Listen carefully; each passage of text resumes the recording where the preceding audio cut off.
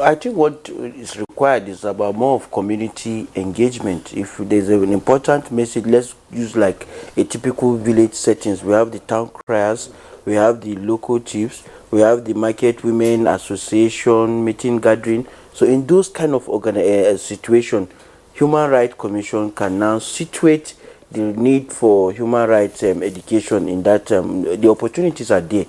You now reduce it into their local dialects. People can now be conversant. It's just like electioneering. They know they have rights to vote leaders into office, and they cherish that right.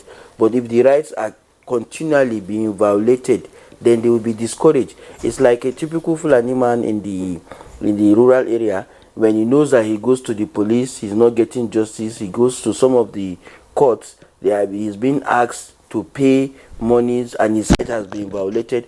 Tomorrow you don't expect him, no matter the education. Now you're not expecting. You want to resort to self-help. These are some of the consequences of the insecurity we're having. So education per se is not the problem. Education is the easiest thing that can fly to. When we talk about education, it's not only about reading and writing. A lot of the people in the villages, they can read. For example, I'm talking about the north now.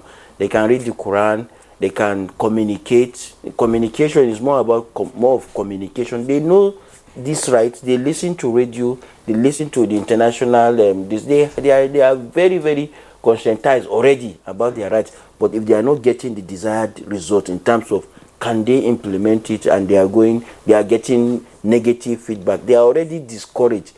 For any meaningful impact to be achieved, I think the National Assembly should now come with a more holistic approach, whereby laws now will now be targeted to hold certain organizations, certain individuals personally accountable. It should not be about somebody hiding under the police force now violating people. We should be able to have laws that will single out that individual. The institution should be sanctioned for not singling out that individual. If you have that, the cases of human rights violation will be substantially reduced. All right, Tani.